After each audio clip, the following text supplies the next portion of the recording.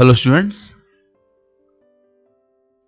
आज हम क्लास 12 का चैप्टर नंबर 10 पढ़ेंगे, that is government budget and the economy. ये इसका पार्ट 4 है। रिमेनिंग पार्ट के लिंक्स डिस्क्रिप्शन में गिवन है, अब वहां जाकर के देख सकते हैं। प्रीवियस वीडियोस में हमने कंपोनेंट्स ऑफ गवर्नमेंट बजट के बारे में डिस्कस किया था। इस वीडियो में आज हम रिमेनिंग कंपोनेंट्स को कंप्लीट करेंगे। हम जानते हैं कि गवर्नमेंट बजट को टोटल 2 कैटेगरीज में डिवाइड किया गया है, या हम कह सकते हैं कि गवर्नमेंट बजट के टोटल 2 कंपोनेंट हैं। फर्स्ट है आपका budget receipts and second is budget expenditure. Budget receipts को भी फर्दर 2 कैटेगरीज में डिवाइड किया गया है। फर्स्ट है आपका revenue receipt and second is capital receipt. और इसी तरह बजट एक्सपेंडिचर को भी 2 कैटेगरीज में डिवाइड किया गया है। फर्स्ट है आपका revenue expenditure and second is capital expenditure. Part number 2 and 3 के अंदर हमने revenue receipts and capital receipts को पूरी तरह कंप्लीट कर लिया है। हम बजट रिसिप्ट्स पूरा पढ़ चुके हैं। अगर आपको बजट रिसिप्ट्स के बारे में सीखना है तो आप पार्ट नंबर 2 एंड 3 देख सकते हैं। इस चैप्टर के सभी पार्ट्स के लिंक डिस्क्रिप्शन में गिवन है, अब वहां जाकर के किसी भी टॉपिक को वापस से देख सकते हैं। इस वीडियो में आज हम बजट एक्सपेंडिचर के बारे में डिस्कस करेंगे, तो स्टार्ट करते हैं। सबसे पहले हम रेवेन्यू एक्सपेंडिचर के बारे में डिस्कस करते हैं कि रेवेन्यू एक्सपेंडिचर कहते किसे हैं, क्या मीनिंग है और गवर्नमेंट कहां कहां पर खर्चे करती है। रेवेन्यू एक्सपेंडिचर का मीनिंग है the expenditure which neither creates assets nor reduces any liability of the government is termed as revenue expenditure. इसका मतलब है कि वो खर्चा जिससे ना ही गवर्नमेंट की कोई एसेट क्रिएट होती है और ना ही गवर्नमेंट की कोई लायबिलिटी रिड्यूस होती है, उस खर्चे को हम रेवेन्यू एक्सपेंडिचर कहेंगे। तो आपको यहाँ यही याद रखना है कि ऐसा खर्चा जिससे ना ही गवर्नमेंट की एसेट क्रिएट हो और ना ही गवर्नमेंट की लायबिलिटी रिड्यूस हो, उस खर्चे को हम रेवेन्यू एक्सपेंडिचर कहेंगे। आगे लिखा है revenue expenditure is of recurrent nature which is incurred year after year. इसका मतलब है कि रेवेन्यू एक्सपेंडिचर वो खर्चा है जो रिकरेंट नेचर का है, यानी डेली नेचर का है, रेगुलर नेचर का है। ये वो खर्चा है जो गवर्नमेंट को हर साल इंकर करना पड़ेगा, यानी ये कांस्टेंट खर्चा है जो गवर्नमेंट स्किप नहीं कर सकती, ये इसे हर साल बियर करना ही पड़ता है। आगे आपको रेवेन्यू एक्सपेंडिचर की एग्जांपल गिवन है। आगे लिखा है for example salaries, pensions, interest payments, subsidies, defence purchase, grants to the state government and others etcetera. ये सभी गवर्नमेंट के रेवेन्यू एक्सपेंडिचर हैं। आप खर्चों को देख सकते हैं कि वो खर्चे हैं जो गवर्नमेंट हर साल करती है, इसलिए इन्हें रिकरेंट नेचर का खर्चा कहा जाता है और इसी को हम रेवेन्यू एक्सपेंडिचर कहते हैं। तो ओवरऑल हम कह सकते हैं कि रेवेन्यू एक्सपेंडिचर वो खर्चा है जिससे ना ही गवर्नमेंट की कोई एसेट क्रिएट होती है और ना ही गवर्नमेंट की कोई लायबिलिटी रिड्यूस होती है। अगर गवर्नमेंट की ना ही एसेट क्रिएट हो और ना ही कोई लायबिलिटी रिड्यूस हो तो उस खर्चे को हम रेवेन्यू एक्सपेंडिचर कहेंगे। इस तरह आपका रेवेन्यू एक्सपेंडिचर का मीनिंग कंप्लीट होता है। यहां पर एक नोट भी है जो आपको याद रखना है। इसमें लिखा है कि all grants given by the centre to the state government and the government of union territories are treated as revenue expenditure even when some grants में result in the creation of assets. इसका मतलब है कि जब centre government, state government या union territories को grants वगैरह देती है तो उसे हमें हमेशा रेवेन्यू एक्सपेंडिचर की तरह ही ट्रीट करना है, चाहे वो पैसे देने से एसेट ही क्यों ना क्रिएट हो जाए। या इसे आप इस तरह भी कह सकते हैं कि अगर सेंटर गवर्नमेंट, स्टेट गवर्नमेंट या फिर यूनियन टेरिटरीज की गवर्नमेंट को ग्रांट्स वगैरह देती है तो उसे हमेशा हमें रेवेन्यू एक्सपेंडिचर की तरह ही ट्रीट करना है, उसे कभी भी कैपिटल एक्सपेंडिचर नहीं मानना। अगर इस ग्रांट को देने से एसेट क्रिएट भी हो जाए तो भी आपको उसे रेवेन्यू एक्सपेंडिचर ही मानना है, कभी भी कैपिटल एक्सपेंडिचर नहीं मानना है। इस तरह आपका रेवेन्यू एक्सपेंडिचर कंप्लीट होता है। इस तरह हम आगे देखते हैं।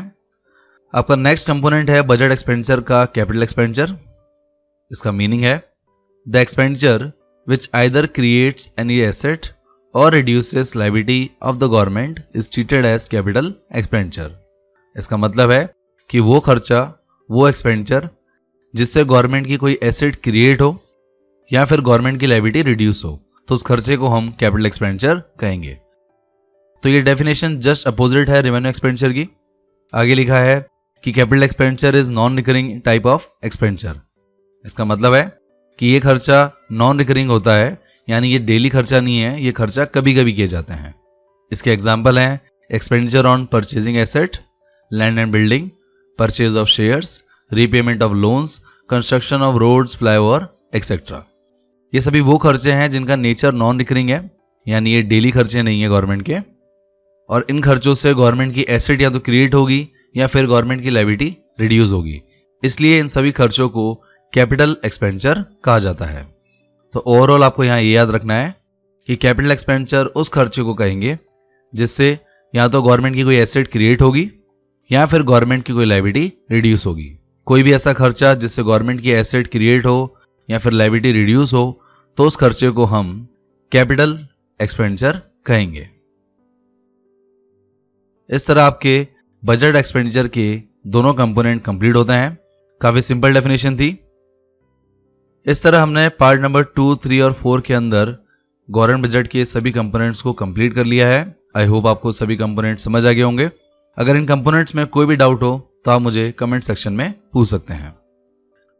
नाउ इसके आगे देखते हैं। कई बार बजट एक्सपेंडिचर को रेवेन्यू एंड कैपिटल एक्सपेंडिचर की जगह दूसरे कंपोनेंट से भी डिफाइन किया जाता है, यानी आप बजट एक्सपेंडिचर में सिर्फ revenue expenditure and capital expenditure की तरह ही समझ नहीं सकते। इसके अलावा बजट एक्सपेंडिचर के दो कंपोनेंट और हैं, दो कैटेगरीज और हैं। फर्स्ट हमने डिस्कस कर ली revenue expenditure and capital expenditure. इसके अलावा बजट एक्सपेंडिचर को plan expenditure and non plan expenditure की तरह भी डिफाइन कर सकते हैं, या फिर आप बजट एक्सपेंडिचर को developmental expenditure and non development expenditure की तरह भी डिफाइन कर सकते हैं। तो हमने अभी तक revenue expenditure and capital expenditure को डिस्कस कर लिया है। अब हम plan, non plan and development and non development expenditure के बारे में भी डिस्कस करेंगे। ये भी एक टाइप है, आपको ये भी आना चाहिए। सबसे पहले हम plan and non plan expenditure के बारे में डिस्कस करेंगे, जिसमें हम सबसे पहले प्लान एक्सपेंडिचर के बारे में समझेंगे। यहां पर हम सबसे पहले प्लान एक्सपेंडिचर का मीनिंग देखते हैं। तो लिखा है कि plan expenditure refers to the expenditure incurred on various projects and development programs covered under the current 5-year plan. इसका मतलब है कि गवर्नमेंट के वो खर्चे जो 5-year प्लान्स के अंदर कवर किए जा रहे हैं, जो गवर्नमेंट ने 5-year प्लान्स के अंदर प्रोजेक्ट्स बना रखे हैं, अगर गवर्नमेंट उन प्रोजेक्ट्स पे हर साल कुछ ना कुछ खर्चा कर रही है तो उन प्रोजेक्ट्स पे किए गए खर्चे को हम प्लान्ड एक्सपेंडिचर कहेंगे।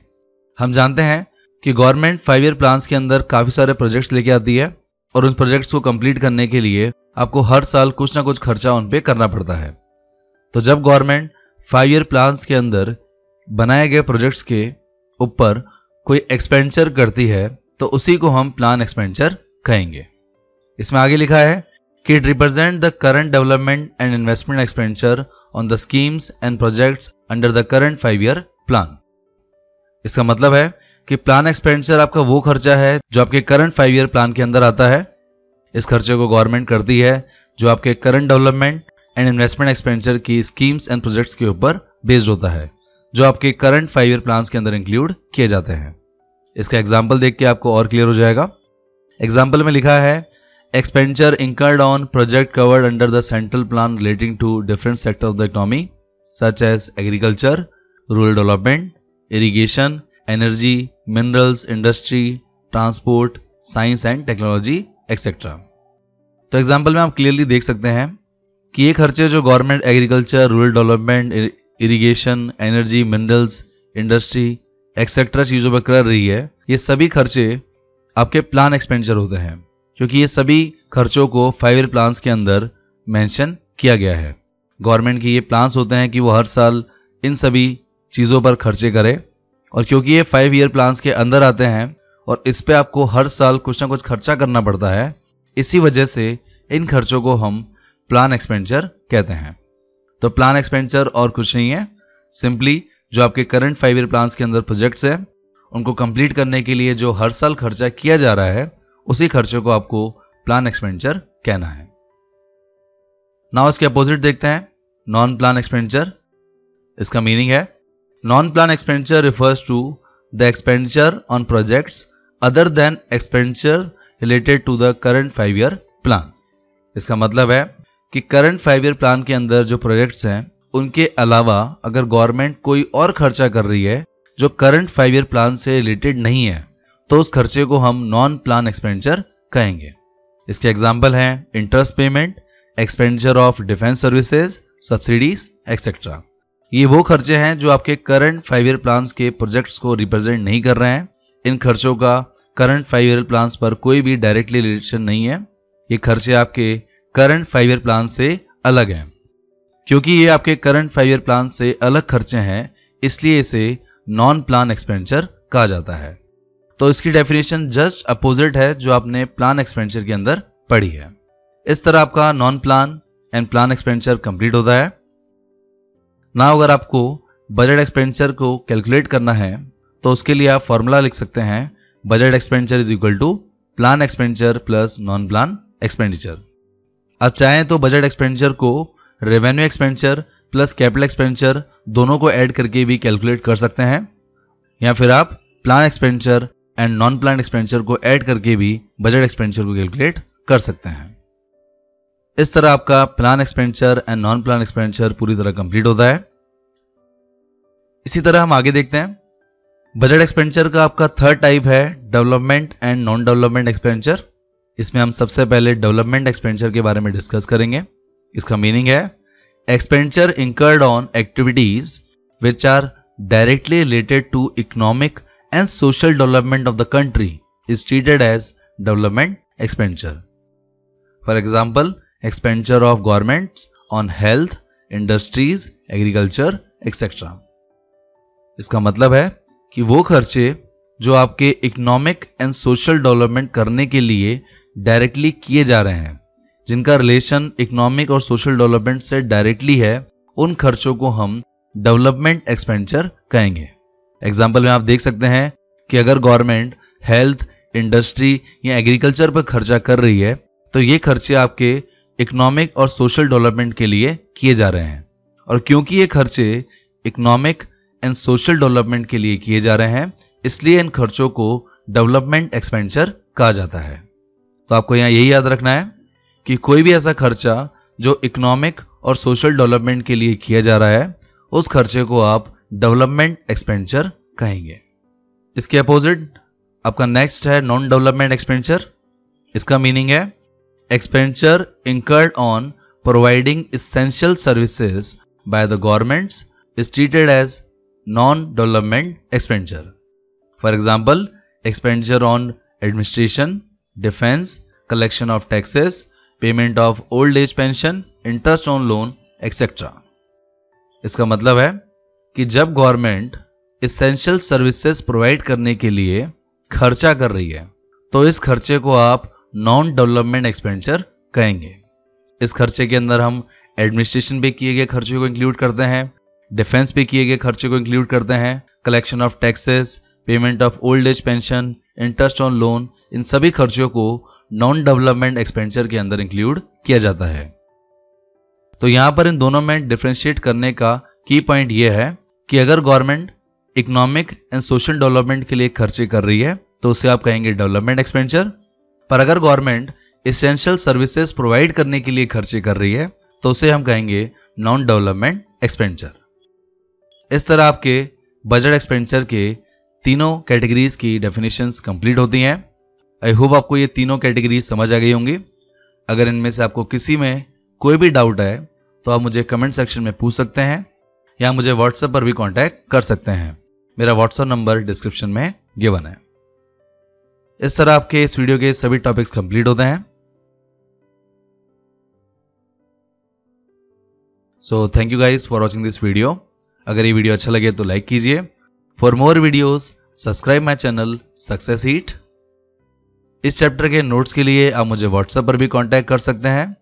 साथ ही आप मुझे फॉलो कर सकते हैं on Facebook and Instagram for questions, queries and updates के लिए, and click on bell icon for daily updates. Thank you.